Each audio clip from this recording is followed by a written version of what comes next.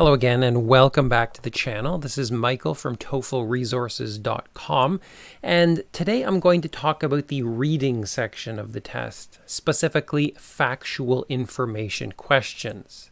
Now, this is one of the most common question types in the reading section. You can expect to get 2 or 3 or sometimes even 4 of these questions in a single reading passage. They require you to find some detail or details that are explicitly mentioned in the reading. Now, the answer to each of these questions is contained in a single paragraph, and you're given 4 answer choices to choose from. Usually, you only pick one of the choices, but sometimes you will be required to pick 2 choices, and if this is the case, you will be told. These are worth 1 point only.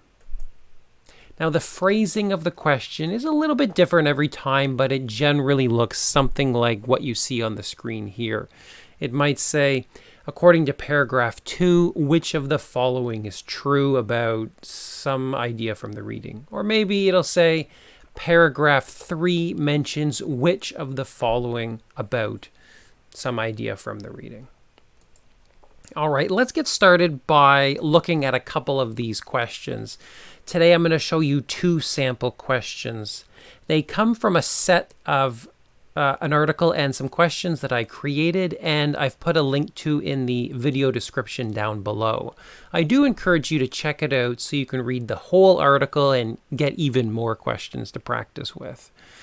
All right, so just like on the test, the question is here on the right-hand side of your screen, and the paragraph that contains the answer is on the left-hand side of the screen.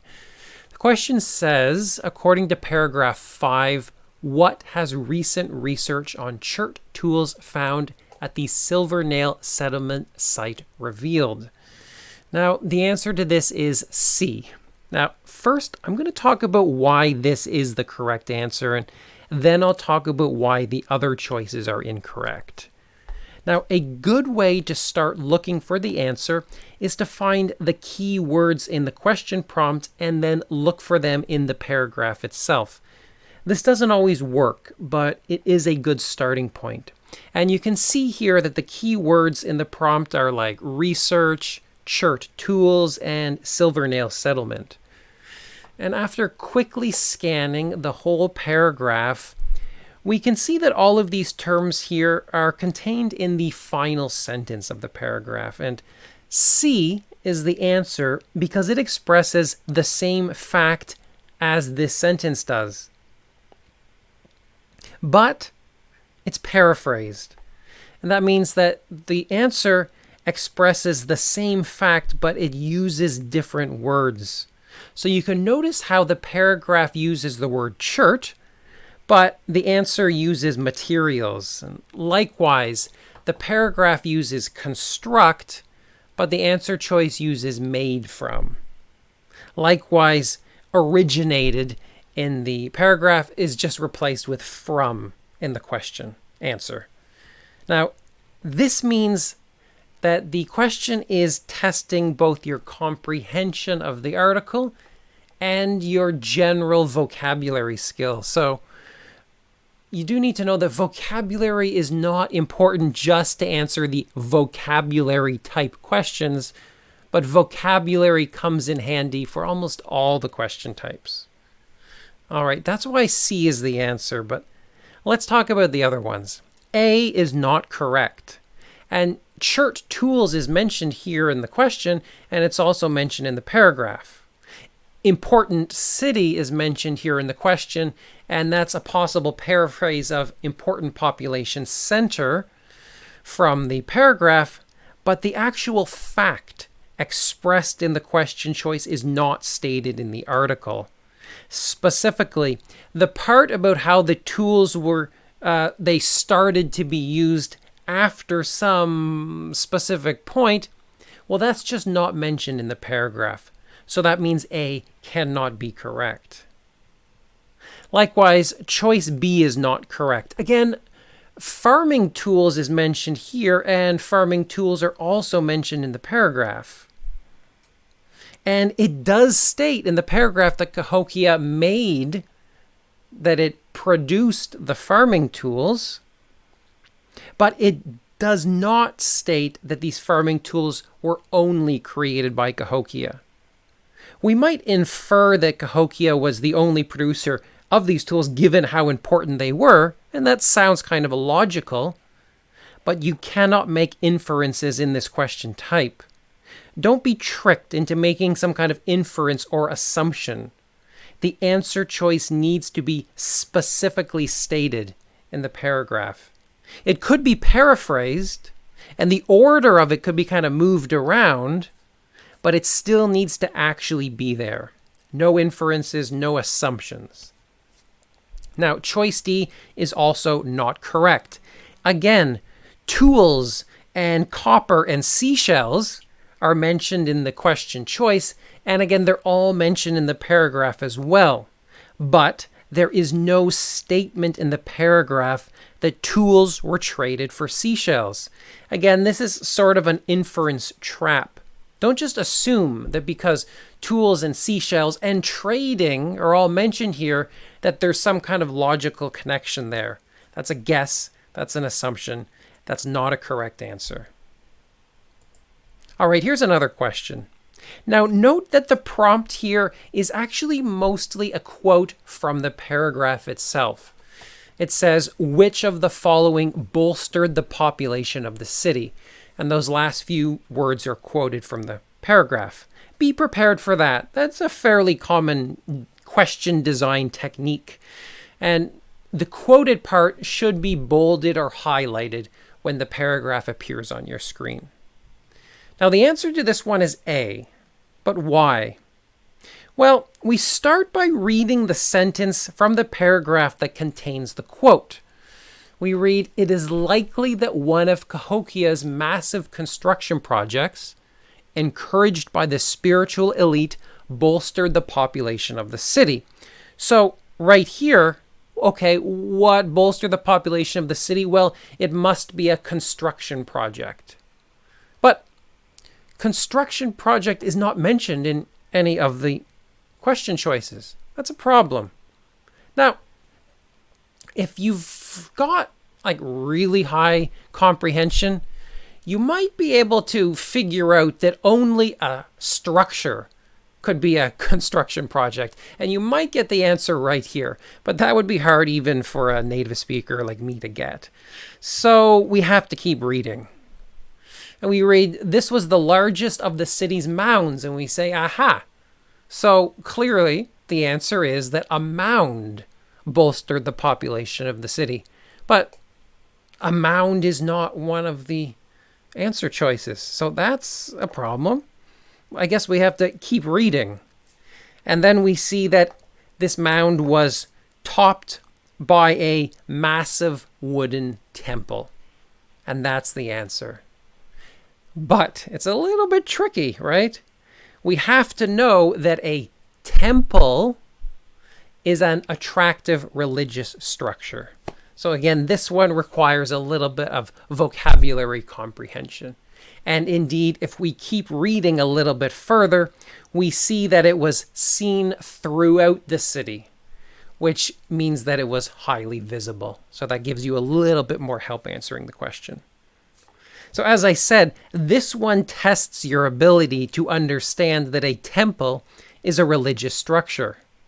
And it also tests your ability to comprehend a whole big chunk of the paragraph and to not get distracted by well-placed keywords that are right beside the quoted part. Okay, so very quickly, let's go through the other three choices. B is not the answer.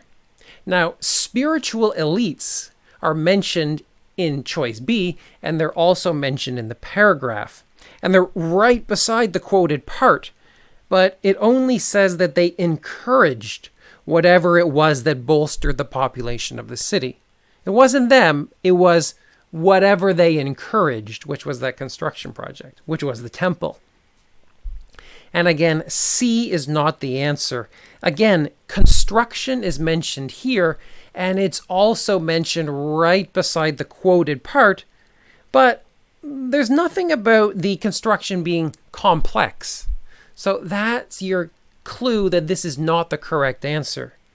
In fact, the construction might have been very simple. All we know that it was pretty big. It would be an inference to say that it was complex, but there's no inferences allowed here. Now finally, D is not the answer. Yes, a paramount chief did live in the temple, but it was not the chief that bolstered the population. The paragraph makes clear that it was the temple. And not only that, but the answer choice contains a big chunk which is a fact that isn't stated in the paragraph. There's nothing in the paragraph about a new paramount chief being selected from elsewhere in the Mississippi area.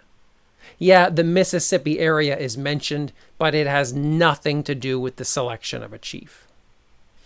All right, so those are a couple of factual information questions. So just before I end the video, let's talk about what we've learned today. First of all, I really want to emphasize a lot depends on your vocabulary. Now, this can only be developed far in advance of actually taking the test. I do want to say that if you understand all the words in the paragraph, you'll be able to more easily answer the question. Like, there's some complicated words here like elite and encouraged and bolstered, and pilgrimage and originated. Strong vocabulary like that will help you understand answers that paraphrase stuff from the articles. And if your vocabulary is very strong, you're not going to have to use any strategies or tricks or techniques to answer the question. You're going to get it just like that. So work on your vocabulary.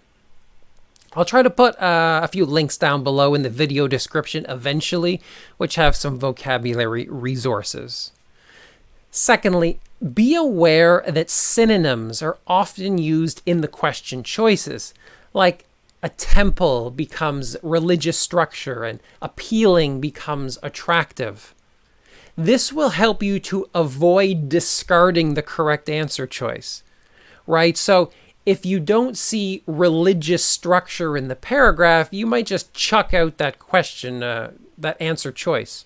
But don't do that. Be aware that sometimes synonyms are important.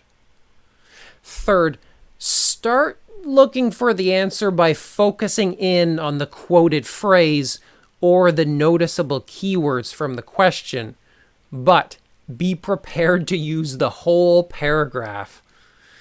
Sometimes you even got to kind of put together sentences that are non-sequential. The answer is not always right beside the keywords or right beside the quoted phrase.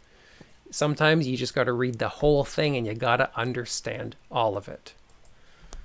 Next, don't always jump at the answer choices that contain words that are close to the quoted phrase or the keywords in the question. Like we saw in the second sample, there were a whole bunch of answer choices that had words right beside the quoted phrase, but they were all wrong. So keep that in mind. Next one, I shouldn't even have to repeat because I've said it so many times. Don't make inferences based on the details given. So don't assume that like a massive project is a knowledge of advanced or complex techniques. And don't assume that because tools from Cahokia are mentioned means that Cahokia is the only supplier of those tools. The answer is always stated without an inference being needed.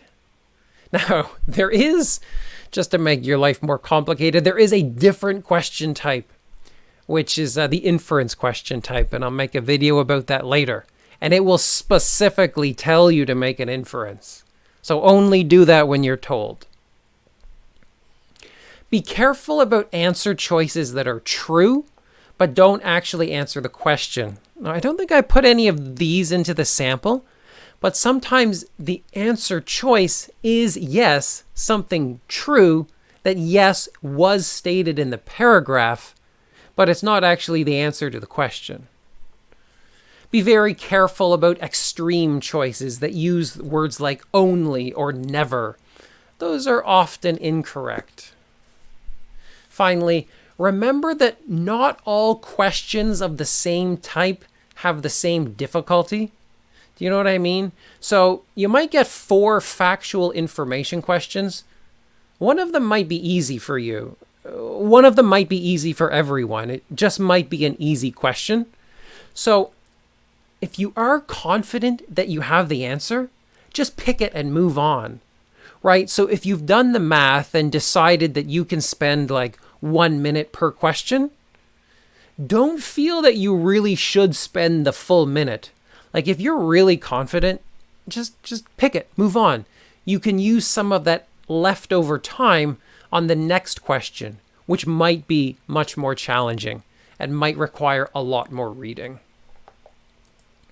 All right, I am going to leave it at that. But for more of this kind of stuff, you can visit me online at TOEFLresources.com. That's my website, and it contains guides to every section of the test. And while you're there, if you want to get some personalized help, you can sign up for my essay evaluation service or my speaking evaluation service. If you do that, I will check your answers line by line or second by second, and I'll give you detailed feedback about what you're doing right, what you're doing wrong, and what you should do differently to increase your score when you take the test for real. All right, gonna leave it at that, but come back next week and I should have a new video about the reading section of the test. I'll see you all later, guys.